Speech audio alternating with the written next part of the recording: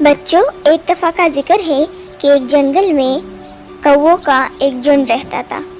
ان میں سے ایک کوا بہت زیادہ غرورناک تھا۔ اس کو اپنے تیز رفتار پر بہت زیادہ غرور تھا۔ اکثر کوے آپس میں ریس لگاتے تو وہ کوا ہر بار جیت جاتا۔ اس بات پر اس کو بہت زیادہ غرور تھا۔ ایک دفعہ وہاں پر ہنس کا ایک جھنڈ کہیں دور سے آیا۔ کوے نے ان کو آتے ہوئے دیکھا اور کوے نے ہنس سے کہا کہ میں تم سے تیز اڑتا ہوں۔ ہنس نے کہا کہ میرا اور تمہارا کیا مقابلہ؟